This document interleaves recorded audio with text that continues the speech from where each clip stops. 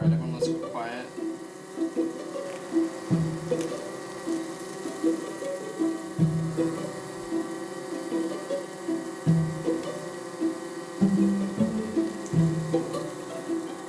So I'm gonna feel for your spine, and then I'm just gonna place the bee to 1 inch to the right. Sarah Levine is sick, and Lauren Rothman is giving her first dose of medicine. 2, She's helped almost 20 people learn how to sting themselves with bees. 6, 7, 8, 9, 10, and I'm just gonna grab it. You're done. Wow. How'd that feel? You were gripping my hand. I was gripping his hand, and Did it hurt a lot? It didn't hurt a lot. There was a little sting, but it's interesting because when I take any medicine that addresses the Lyme disease, I start to shake, and that's when I know that the medicine is working. Lyme disease. It seems to be everywhere. Justin has Lyme disease. Superstar singer Avril Lavigne opening up about her battle with Lyme disease. Iconic singer and actor Chris Christopherson. The mother of supermodels Gigi and Bella Hadid. But what actually is Lyme disease? According to the CDC, it's a bacterial infection spread by ticks characterized by fever, headache, fatigue, and a rash. It can be detected with a blood test, and most cases are curable with antibiotics. People like Rothman, however, say Lyme can be chronic. What are those symptoms? They range from chronic fatigue, severe pain, body ache, muscle stiffness, joint pain, neurological issues such as like a feeling of unreality, paranoia, depression, anxiety, tremors. Some people have seizures. Some people lose the ability to walk. That's a wide range. It's a very wide range, and that's part of why it's so often misdiagnosed. When did you get it? My best guess is that I was bit by a tick in the Catskills. The antibiotics I took put me into remission because I felt fine. I actually moved to a different country. I was living a whole different life. And then I went into relapse later with the same illness. Same symptoms exactly. The chronic fatigue came back, but this time it was much worse and there were many other symptoms. Spending a lot of my time doing research on what could be wrong, going to lots of doctors, no one had any answers, lots of blood tests. But it never crossed your mind, considering the antibiotics worked the first time, to take them again just to see if... Well, I should say that at this point, I guess I had learned about bee venom therapy. And you found all these people online. While still grassroots, bee venom therapy is percolating on social media, with advice and information on a private Facebook page to the sale of gear and workshops by its very own Instagram influencer. How large is the bee venom therapy community?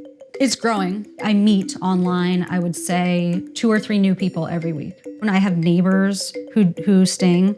Do people reach out to you for advice on stinging? I would say that a year into this, I've probably mentored either in person or through solely internet support, probably close to 20 people. The internet may be relatively new, but using bees to cure oneself is not.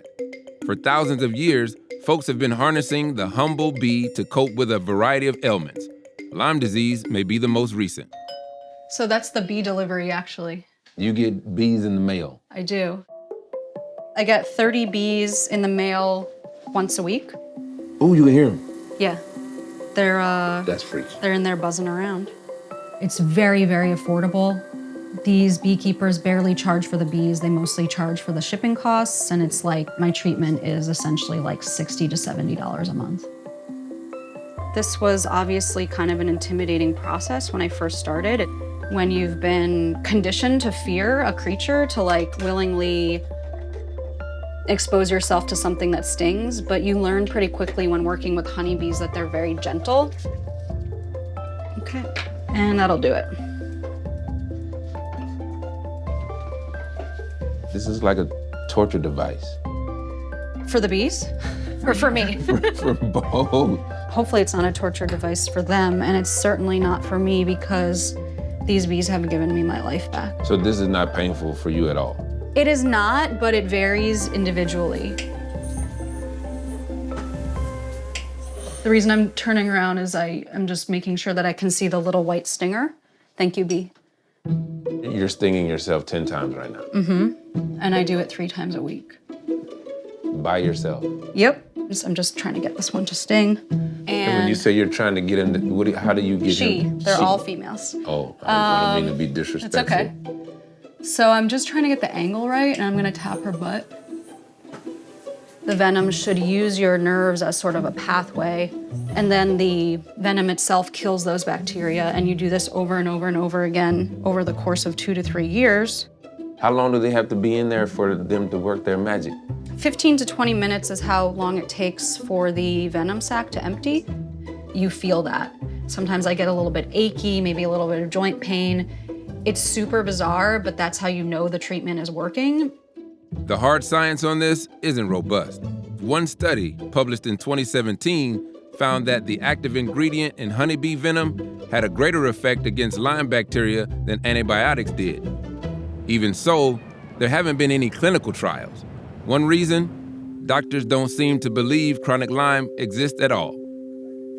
And it's really not clear what these patients have, but it's pretty well recognized that it's not Lyme disease. I mean, I don't think anyone disputes that folks are suffering with something that claim they have chronic Lyme, but let's treat the right thing. Let's not just put a convenient label on it and give a misdirected treatment that might cause more harm than good. There's a cottage industry out there that is taking advantage of those people, ascribing their symptoms to Lyme disease when there was really no proof that they had Lyme disease, and offering a whole sundry of unvetted therapies for their ailments. So now you have to pull all these things out. Yep, one by one. You can see they're really, really tiny. And these are the stingers. Yep, and then that's the stinger, the little barb, and then the sac is at the end, which is empty now because it has put all the venom into my body. What do you say to the folks that are like, Lauren, I feel your pain, I understand it, but this BVT, sting yourself with bees, that's all in your brain. When you've lived in a body your whole life and you know what's normal for your body and what isn't, you know if something is physical or mental. Right. Like, I wanted answers, and I'm a journalist. I'm used to digging. And I think it's outrageous that people have to become their own doctors because they're left out in the cold, and it's really disgusting.